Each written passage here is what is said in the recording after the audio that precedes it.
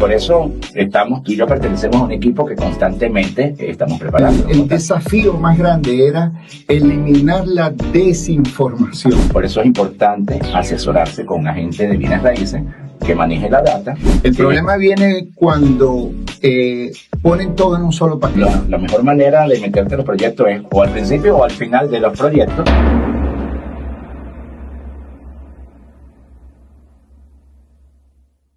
Bienvenidos una vez más a su podcast Valdemar Burman, el broker. Esta vez tengo un gran invitado y vamos a hacer un programa un poco diferente. Esta vez tengo nada más y nada menos que a mi amigo aquí, Alfonso López. Bienvenido, Alfonso. Gracias, Valdemar. Excelente. Gracias por la invitación. Qué buena oportunidad, sobre todo ahorita que acaba de salir el Miami Report de Craig Stunicki, que es lo que vamos a conversar hoy. Exactamente. Y eso es lo que quiero, dada la oportunidad que recién Craig Stunicki presentó su Miami Report. Y pues tú has hecho un análisis espectacular y me gustó en español, porque él lo hace en inglés. Entonces me gustó que la manera en que tú lo traduces, pero además explicas algunas cosas porque lo analizas. Así que vamos a comenzar, pero antes de irnos a materia, ¿verdad? Yo quiero que la gente sepa que Alfonso López tiene amplia experiencia en los negocios. Has estado en el negocio de los equipos de radiodifusión por más de 30 años, Alfonso. Sí, en la parte de ingeniería de lo que es el broadcasting, ya 30 años, tenemos clientes en toda Latinoamérica y en África y en otras partes del mundo. Y clientes felices y clientes que también se han transformado en clientes en el área de bienes raíces. Así Exactamente. Que todo al final uno tiene que exponer con data específica para poder dar la mejor información al cliente y dar esa credibilidad que se necesita. Así es. Y bueno, y por supuesto, también estás hace algún tiempo en el negocio de bienes raíces, y por eso es que hoy estamos aquí y vamos a analizar un poco toda esa información, porque una de las cosas, de hecho, que dijo Craig es que el desafío más grande era eliminar la desinformación. Entonces, hay mucho ruido, como tú y yo hablamos muchas veces, y vamos a dar información real. Así que para que entremos en contexto, ¿verdad? Yo voy a leer algo acá que tenía. Tomando en cuenta de que tú has hecho un trabajo impecable analizando y traduciendo el Miami Report, ¿verdad? Me gustaría que repasáramos juntos lo que Craig ha reportado, lo que él ha comentado y ha dicho, y sus opiniones, sus frases más objetivas acerca del estado del mercado inmobiliario, no solamente de Miami, sino del sur de la Florida. Así que, Alfonso, la primera pregunta. Sí. Mira, primero, para poder eliminar esos ruidos y la desinformación, tenemos que dividir la data de diferentes maneras, ¿no? Lo primero que deberíamos revisar es los ciclos. ¿Cuál es la historia? ¿Cuál es la fotografía que nos ha pasado en los últimos 20 años? Tenemos que observar cuál es el supply, el inventario, y tenemos que ver también cuál es la demanda. Entonces, al analizar esto y llevarlo al detalle, es donde podemos sacar nuevas conclusiones. Entonces, vamos a hacer una fotografía de los últimos 20 años. Tenemos 3 ciclos. Estamos hoy en día pasando por el tercer ciclo. El primer ciclo fue del año 2000 hasta el año 2008, justamente cuando entró la crisis. Uh-huh. Y en ese ciclo se hicieron 58,000 unidades. Imagínate, estamos hablando del Tri-County, los 3 condados, Miami-Dade, Broward, y 58,000 unidades. Se pensó que jamás se iba a poder suplir esa demanda. Sí. Y mira, aquí estamos. Se vendieron y estamos ya por el tercer ciclo. Exactamente. Se calculaba que iba a tomar más de 10 años, ¿no? Y creo que tomó 6. Y con todo eso, que fue en el 2008, que es cuando entra la crisis inmobiliaria, que fue real en todos los Estados Unidos, porque ahí hay muchos factores políticos, el tema de que los bancos expandieron tanto los préstamos, todo el mundo con un pequeño depósito podía reservar una unidad de $500,000, de $700,000. Y en ese ciclo para hacer una comparación con la Segunda Guerra Mundial o los años 20, ¿no? En 1920, cuando hubo esa otra crisis en los Estados Unidos, para recuperar la economía en esa época se tomaron 10 años. Aquí se tomaron 2 años apenas. Y mira lo que es esta economía, cómo se mueve en los Estados Unidos. Entonces, ese fue el primer ciclo. Segundo ciclo, se hicieron menos unidades. Ahí estamos hablando entre el 2012 y el 2020, ya llegando la pandemia. Y ahí se hicieron 19.000 unidades, que también se satisface el mercado, también se vendieron. Y hoy en día estamos entrando en el tercer ciclo. En este tercer ciclo estamos haciendo 13.000, casi 14.000 unidades. Y esto es importante observarlo. ¿Por qué? Porque justamente ese ruido que tú estás comentando, la desinformación o el streaming media, te dicen, no, las propiedades van a bajar.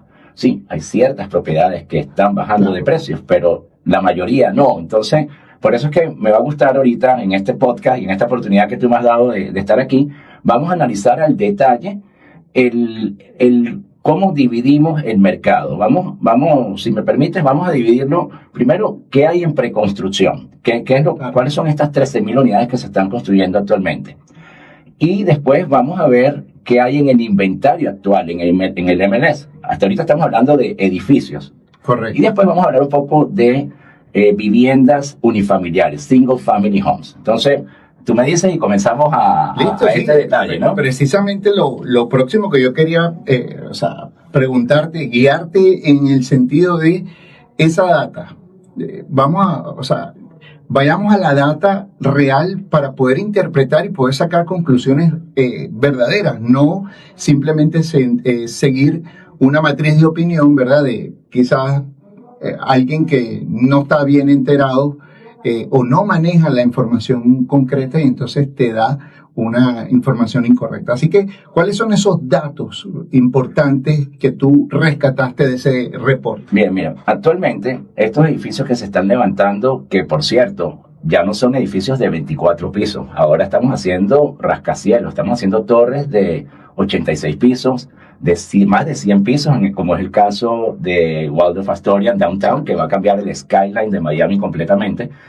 Y estos edificios toman tiempo. Esto no se hace de un día al otro. Podemos tener como referencia a Aston Martin, que obviamente pasó justamente por la pandemia, pero se demoró 6 años y medio en hacerse. Pero ya está, ahora está, es un ícono, claro, en la entrada del downtown, en la entrada del río de Miami, que además se está transformando en el nuevo Chicago, en una zona que está creciendo mucho. Allá vamos a hablar de la demanda.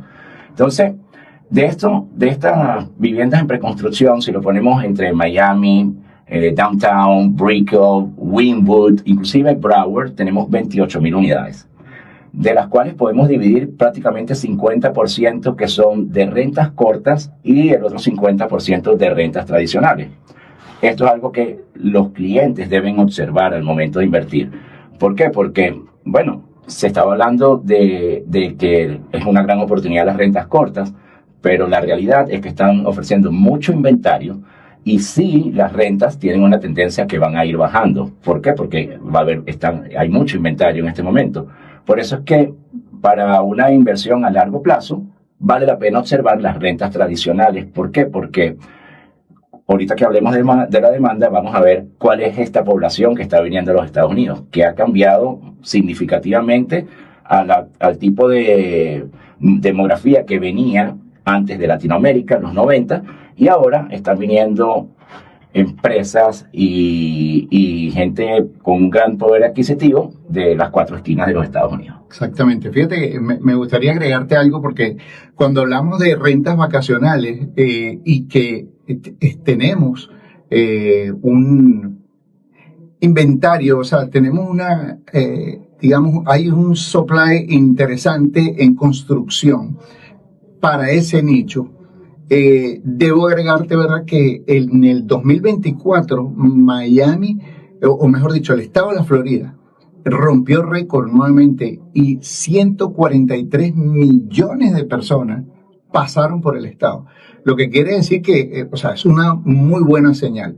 Pero sí es cierto lo que tú dices, hay que voltear a ver el mercado de renta tradicional, el mercado de renta anual, que en mi opinión, por cierto, es sumamente, es el que más me gusta, en realidad.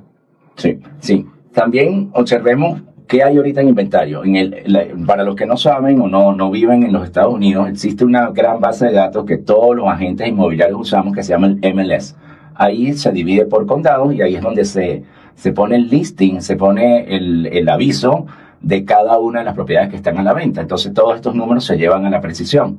Tenemos actualmente muchísimos listings, hay muchas propiedades. Estamos hablando de que hoy en día, en el primer cuarto del 2025, tenemos más de 24,000 listings en condominios, ¿ok? Pero el streaming media te dice, no, que van a bajar los precios. Vamos a dividir entonces los tipos de condominios. Están los condominios de más de 30 años y están los condominios de menos de 30, de 20, de menos de 10 años. Y aquí sí se ve la diferencia. En los condominios de 30 años tenemos 19,680. Eso es mucho. Ahora, los de menos de 30 años solamente tenemos 3,000. Entonces, mira, de 3,000 a 19,000 hay un 86% de diferencia. Y ahora vamos al tema de ese ruido que hay en el streaming media o ciertos youtubers, ¿no? Las propiedades están bajando las que están a más de 30 años. Claro. Se calcula que están bajando un 8%. ¿Pero por qué? Bueno, porque existe algo que se llama las cuotas especiales. Particularmente, yo vi un edificio que se hizo en el año 79, en Brickell, en el Old Brickell, en la parte vieja de Brickell. Y yo, por 16 años que tengo viviendo ahí, siempre he pagado cuotas especiales. Nunca lo he dejado de pagar. Además del condominio, que tampoco es económico. Entonces, hay cuotas especiales de $40,000, pero también hemos visto cuotas especiales, que hemos visto escándalos en las noticias, hasta de $400,000. Claro. Y esto... ¿Quiénes viven en estos edificios de hace 40 años? Gente que ya está retirada o gente que vive de un sueldo de un día a día, que de repente por una mala administración, entonces te tiene una cuota especial de $400,000, eso prácticamente es comprar un departamento nuevo. Claro. Por eso es importante asesorarse con un agente de bienes raíces que maneje la data, que sepa cuando te va a llevar a un edificio, que sepa cómo son los bylaws del condominio, que sepa si el edificio tiene reservas o no, porque si vas a un edificio que no tiene reserva, tienes que estar seguro que vas a tener cuotas especiales. Claro. Y todos los números que calculaste te van a salir mal. Te van a cambiar. Así es. Que de hecho, para decirlo en palabras mucho más sencillas, lo que tú acabas de explicar, el problema viene cuando ponen todo en un solo paquete. Propiedades de 30 años o más junto a las propiedades nuevas, de 10 años, o sea, cuando evidentemente juntan todo, entonces pareciera que la tendencia es exactamente a perder valor, a que la gente está haciendo descuentos para vender, y en realidad lo que está sucediendo es que hay un segmento, como bien lo explicaste tú, vamos a picar esta torta en dos partes. El producto con más de 30 años que está atravesando definitivamente una dificultad por cambios en las regulaciones, ¿verdad? Y una de las cosas que no quiero entrar en temas técnicos, pero lo voy a decir rápidamente, es que hasta hace muy poco era opcional que una asociación de condominio tuviese reservas para reparaciones, para arreglos, para actualización. Ahora es obligatorio, lo que quiere decir que esa es la razón por la que muchos condominios han tenido que poner esos pagos especiales, esas cuotas especiales, solicitarlo. Y pues definitivamente cambia. Y para dar más contexto, lastimosamente hace un par de años se cayó una torre en Surfside. Esto no es común, los edificios no se caen. Exacto. Esto es algo anormal que pasó, pero pasó y esto trajo consecuencias. ¿Qué consecuencias? Bueno, ahorita el 31 de diciembre del 2024 se puso en vigor una ley donde estos edificios de más de 30 años tienen que pasar por ciertas inspecciones. Y dice un dicho por ahí, el que busca siempre encuentra. Entonces imagínate que va un crew de ingenieros a ver qué detalles tiene cada estructura de más de 30 años y van a ver muchas. En mi edificio se está haciendo ahorita la piscina, la portería, la recepción, el lobby, todo se está renovando. ¿Es así? De hecho, para poner la cifra en sí, las propiedades de más de 30 años, los condominios, sí están bajando en valor, según el reporte de Greg Stunicki, en el primer cuarto del 2025, un 21% de valor. Sin embargo, los que tienen menos de 20 años están subiendo un 8% de valor. Exactamente. Ahí está. Así que, basado en esa información que tú acabas de dar, yo quiero hacerte la siguiente pregunta. Según esas cifras, ¿dónde están las mayores oportunidades en este momento? No solamente de proteger patrimonio, sino quizá generar ingresos o apuntarle directamente a la revalorización. ¿Dónde ves tú Yo una gran pienso oportunidad? que con los cambios demográficos, porque ahorita vamos a hablar de la demanda, definitivamente en la preconstrucción, absolutamente. ¿Por qué? Porque estás comprando un edificio ya nuevo, de lujo, con ciertos amenities que hoy se requieren. Hoy el público que está viniendo a Miami quiere tener un valet service, quiere que el valet service te ponga las compras en la nevera de tu casa, quiere en el río de Miami hay unos proyectos espectaculares. Algunos ofrecen hasta accesos a las playas como el Ritz-Carlton en Key Biscayne. En estos días fuimos a un proyecto que lo tiene. Otros te ofrecen hasta un bote que te pueden acompañar. Y estamos en una ciudad que se está transformando en una ciudad global que requiere, lo exige el público. Entonces, sí, definitivamente. Además, en preconstrucción existen muchas oportunidades todavía a precios asequibles. Y ahorita te voy a hablar de ese dato, ¿no? Antes de eso, y para cerrar el tema de los edificios de más de 30 años, porque hay que tener mucho cuidado con eso, es que, por ejemplo, Fannie Mae, es una empresa que financia a otros bancos, porque las deudas aquí, los bancos, uno adquiere un mortgage y ese mortgage a los meses ese banco se lo vendió a otro banco, ¿no? Así funciona aquí y viven de esos porcentajes. Y están vetados ya en la mira más de 696 edificios en Miami de más de 30 años que no los van a financiar. Entonces, el que quiera meterse en un edificio de eso tiene que ir cash on hand. Correcto. Así es. Así es. Así que, fíjate algo, quiero hacer esta reflexión con respecto a lo que hemos hablado hasta ahora, ¿verdad? Yo creo que en nuestra industria es sumamente importante el tener experiencia y también, por supuesto, la información que manejamos. Nosotros como agentes inmobiliarios tenemos una gran responsabilidad con nuestros clientes.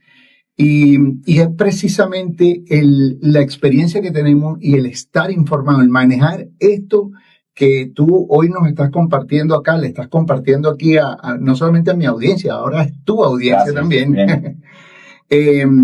Esos datos tan importantes lo que hace tomar decisiones correctas. Correcto, que nuestros clientes tomen las decisiones correctas en un ambiente pues seguro, de confianza, con la información como debe ser. De hecho, yo digo que el antídoto contra la incertidumbre es saber y manejar la data. Está preparado. Está bien asesorado. Sí. Por eso tú y yo pertenecemos a un equipo que constantemente estamos preparándonos, constantemente estamos visitando proyectos, constantemente estamos yendo a presentaciones para poder entregarle lo mejor a nuestros clientes. Eso es así. Así mismo. Volviendo ahorita al tema y mezclando ya un poco con la demanda, ¿no? Claro. Estos edificios de preconstrucción en el core de Miami, y vamos a identificar qué es el core de Miami. El core de Miami se refiere a Brickell, Downtown, Edgewater, Wynwood. Okay. Eso podemos definirlo como el core de Miami. Ahí tenemos 91 proyectos hoy en día. Y de esos 91 proyectos, solamente 12 están en un rango de 500,000 a 2 millones de dólares. Los otros 79 van de los 2 millones de dólares hasta 100 millones de dólares. Y existen proyectos de 100 millones de dólares y existe el público que los va a adquirir. Es así. Por eso es que fíjate la diferencia de lo que comenzamos a hablar al principio de este podcast, del inventario de construcción de más de 30 años, sí, que estará en $800,000 o depende de las características de la unidad, pero lo que está viniendo al mercado, la demanda está exigiendo ese valor, por eso se están haciendo estas propiedades. Sí, señor, yo he explicado muchísimas veces en otros programas que la ciudad ha cambiado tanto que ahora estamos teniendo, o sea, desde hace un buen rato tenemos el mercado de ultra lujo, no solamente de lujo, sino de ultra lujo. Y es por eso que hoy en día tenemos, y hace un momento tú lo nombrabas, hablabas de Waldorf, Astoria, Aston Martin, tenemos Dolce Gabbana, Baccarat, que estamos hablando de, por ejemplo, el penthouse de Dolce Gabbana vale $88 millones. Estamos hablando de propiedades en Waldorf de $100 millones. Y lo más increíble es que ya hay gente comprando ese tipo de propiedades. ¿Y cómo ha cambiado? Porque ahora son marcas. Los edificios ahora son marcas. Mira, Cipriani es un proyecto que a mí me encanta porque a quien no le gusta la gastronomía y vas a tener un restaurante Cipriani que te va a poder hacer room service a tu departamento cuando tengas una fiesta o cuando quieras comer algo a medianoche. Sí, señor. La verdad que ahora el menú de opciones que ofrece la ciudad es impresionante. Estamos hablando, y bien lo decías también ahora, de propiedades de menos de 500, de menos de $1 millón, yo diría de $500,000 hasta 100 millones. Estamos hablando de edificios de marcas reconocidas, conceptos completamente diferentes. De hecho, todo está ahora, los desarrolladores han estado enfocados en la experiencia. Ya no se trata de simplemente el location, ya no se trata de que está bonito y que está muy bien amueblado o el modelo de negocio. Se trata de la experiencia que va a vivir la persona que disfruta un apartamento o también sus amenities, la piscina, el rooftop, los spas, todo ese tipo de áreas. Y esto al final, ¿qué es lo que quiere el inversionista? Es plusvalía. Sí. Y ya lo hemos visto. El que compró en el primer ciclo ha duplicado prácticamente el valor de su propiedad. Los del segundo ciclo, pues, han tenido una gran plusvalía, un porcentaje, no sé, 20, 30%. Pero estos proyectos de preconstrucción, porque la mejor manera de meterte en los proyectos es o al principio o al final de los proyectos, y por eso es que nosotros en nuestro equipo nos entrenamos también de cada uno de los proyectos. Yo, por lo menos en mi caso, he hecho 45 podcasts de estos 91 proyectos que se están levantando, porque hay que conocerlos bien para poder darle la información al cliente. Vamos, Valdemar, ¿qué te parece si ya saliendo de lo que son condominios, vamos a hablar un poquito de lo que son single family homes, viviendas unifamiliares? Porque también aquí hay muchos datos interesantes y también hay mucha desinformación por lo que tú dices de meter todo en el mismo pote. ¿Okay? Exactamente. Entonces, bien, vamos a poner un contexto. Vamos a comparar el primer quarter del 2025 con el primer quarter del 2024. Vamos a ver esa relación. Y en los listings que existen, cuántas propiedades están en el MLS a la venta activas en este momento. En el 2024 teníamos que había unas 11,000 unidades y hoy en día hay 16,000 unidades. Si uno ve esto así, uno dice, bueno, hay mucho inventario, van a bajar los precios. Esa es la conclusión que uno ve inmediatamente. Pero hay que dividir también las viviendas unifamiliares, y Craig Stunicky en su reporte, él siempre las divide en las clases, en la categoría A, categoría B y categoría C. ¿Cuáles son las categorías A? Lo que está en el mar. Porque bueno, Miami, uno de los mayores atractivos es el agua, obviamente. Todo lo que está al este de la I-95, y para los que no están familiarizados mucho con Miami, Miami está en el medio del mar Atlántico y los pantanos, los Everglades, ¿ok? Y la I-95 prácticamente te divide el este de Miami con el oeste. Entonces, todo lo que está con agua son las viviendas en la clase A. Las otras viviendas que están hacia el este, que son viviendas contemporáneas, modernas, en zonas muy buenas como Pinecrest, por poner un ejemplo, se definen como la clase B. Y ya después todo lo que está hacia el oeste de la I-95 son las clases C. Entonces, mira ese número que te dije al principio, 16,000 unidades en venta. Ahora vamos a dividirlas. En clase A hay solamente 300 unidades, ¿ok? En las que están hacia el agua. Eso es muy poco para la demanda y el público que está viniendo. En la clase B estamos hablando que hay 3,300 unidades y ya después en la clase C estamos hablando de 12,800 unidades. Entonces ahí es cuando uno va a comparar, obviamente, y además en la clase A estamos hablando que son propiedades que van de los $18,000 en el primer cuarto del 2024, que hoy en día, que hay menos unidades que en el 2024. En el 2024 habían 400 tantos listings, hoy en día hay 300, como te comenté, y hoy en día esas clases A son de más de $21 millones. Claro. En la clase B, que en el 2024 para el primer cuarto habían 3,500 listings, hoy en día hay solamente 2,600. estamos hablando que en el 2024 eran propiedades que iban a partir de los 6.900.000 y hoy en día estamos hablando que van por encima de los 8.5 millones. Y ya hablando de las clases C, que también van aumentando, que hoy en día tenemos casi 14.000 unidades, tenemos prácticamente el doble de lo que teníamos en el mismo periodo del año anterior, en el primer quarter, pero ahora en el primer quarter del año anterior se estaba vendiendo por el orden average de los $850.000, hoy en día están en $1 millón.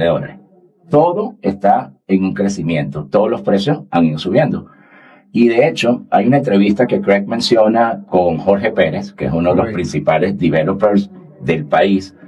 Y Jorge Pérez, en esta entrevista que hizo en NBC, él está hablando de el roller coaster, ¿no? Que el roller coaster inmobiliario, ya hablamos de los 3 ciclos, y él menciona, que es muy cierto, que los precios en cada ciclo hacen un reset.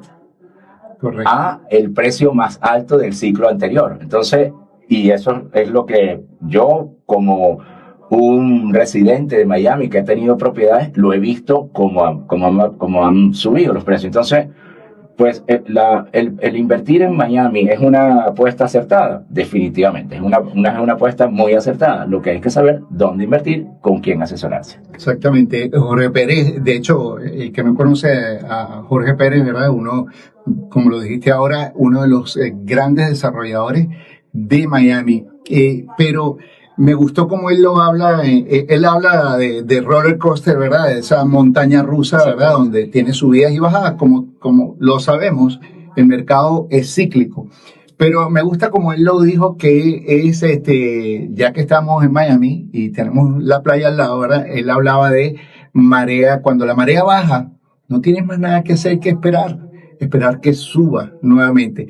Lo que sí está muy claro es que cada vez que después que la marea baja y vuelve a subir, ya el tope cambia. Siempre va a posicionarse el valor de la propiedad por encima del último ciclo. Así es. O sea, que lo que quiere decir que siempre vas a estar obteniendo revalorización. Eso es fantástico porque entendiendo de que muchísimas personas, sobre todo de Latinoamérica, vienen con la intención de no solamente proteger patrimonio, sino multiplicar patrimonio.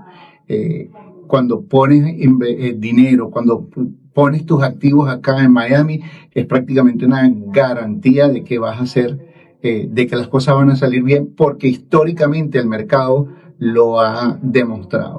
Y por cómo es Florida, ¿no? Vamos a hablar ahorita un poquito de la demanda, ¿ok? Florida, ¿cuándo nace Miami? 1920. Correcto. Y después de la Segunda Guerra Mundial, pues empezó a venir más gente, militares, pero realmente el crecimiento de Florida, de Miami, del sur de la Florida, comienza con la invención del aire acondicionado en los 50. Y porque se necesita. Miami es un clima muy tropical. Y ahí comienza la población. Después, más o menos en los 60, 70, las tarifas aéreas se volvieron más accesibles para el público común. Eso ayuda a que el estado vaya creciendo. En los 80, 90 empieza a venir todo este público de Latinoamérica, que realmente somos lo que hemos hecho crecer esta ciudad, diferentes inmigraciones de diferentes países. Pero hoy en día, en 2020, los que están viniendo a la Florida son la gente rica de los Estados Unidos. Entonces, hoy en día hay una estadística muy, muy interesante que Craig la menciona en el reporte. Están viniendo a Florida 1.280 personas diarias. Nosotros estamos entre California, Texas y Florida. Son los 3 estados de mayor población y 1.280 personas diarias. Esto es validado por el Departamento de Licencia de la Florida, porque por ley, al uno mudarse de un estado al otro, tiene 3 meses para poder cambiar la licencia. Y también por los censos que se hacen y se restan la gente que ha partido a otro plano y esto es un número muy real. Entonces, esto es justamente la demanda, y además las empresas. ¿Y por qué están viniendo estas empresas a Florida? Bueno, por los taxes. Primero que nada, porque los beneficios taxables, beneficios de clima, el vivir bien, en una ciudad que se está convirtiendo en una ciudad global hoy en día. Definitivamente, ese era uno de los temas que yo quería tocar contigo, es el crecimiento poblacional. Se dice fácil que casi 1.300 personas se suman como nuevos residentes de la Florida diario. Es un número increíble. Solamente nos gana Texas Sí. en esta cantidad. Por su cercanía con México también. Claro, definitivamente. Fíjate, otra de las cosas que me llamó mucho la atención, y voy a usar nuevamente la frase que él dijo de eliminar el ruido, eliminar esa desinformación, ¿verdad? Porque mucha gente dice, no, pero es que no se está vendiendo nada.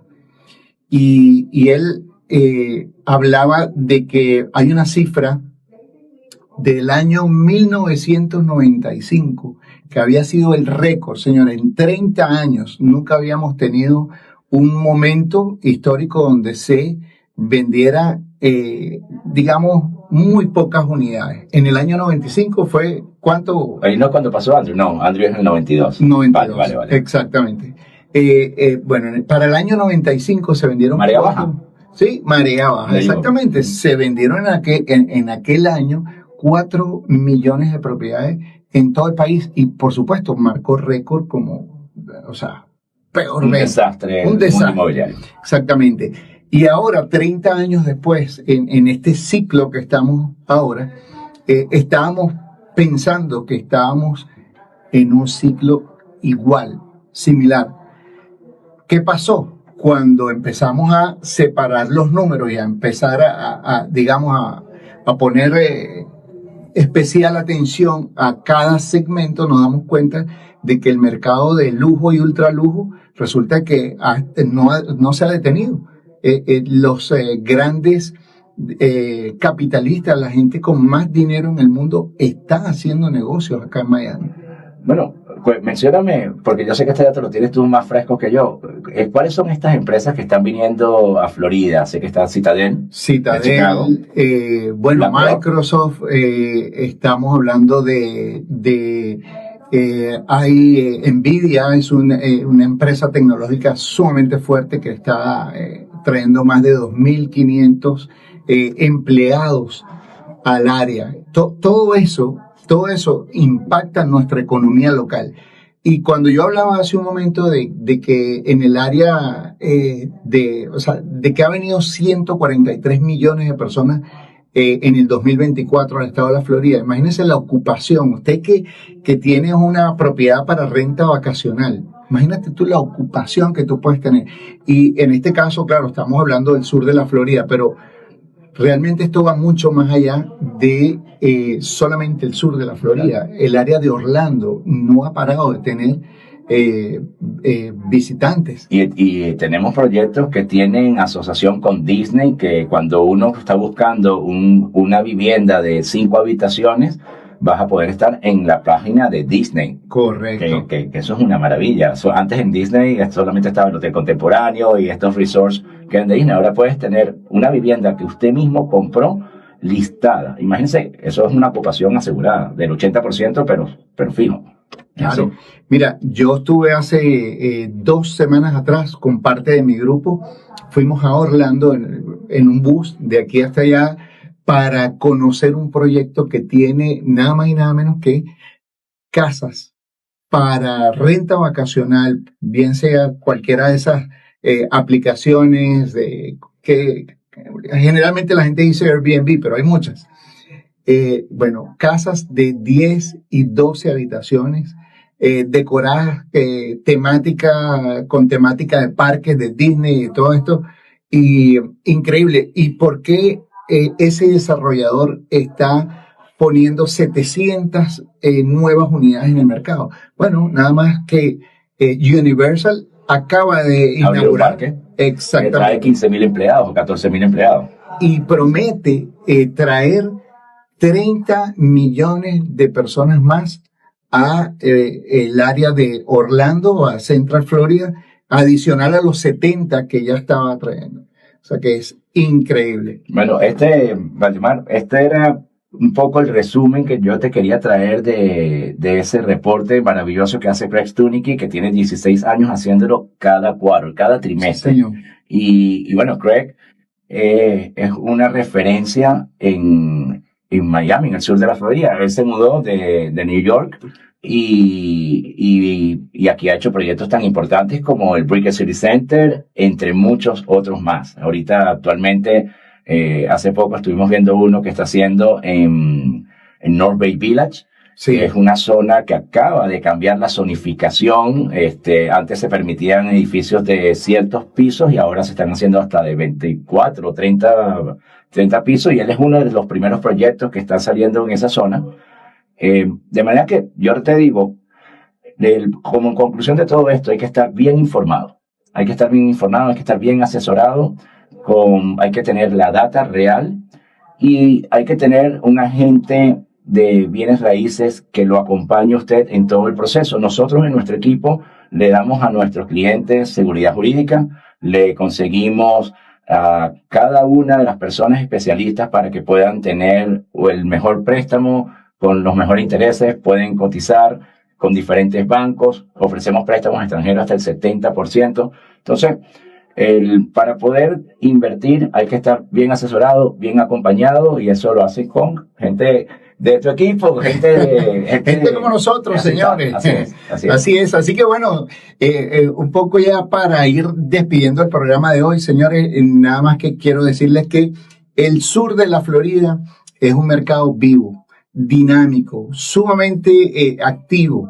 Cada desarrollo de la ciudad es una oportunidad, es una puerta a que multipliques tus recursos, protejas tu patrimonio, consigas revalorización o, dependiendo del producto, pues puedas generar esos ingresos residuales.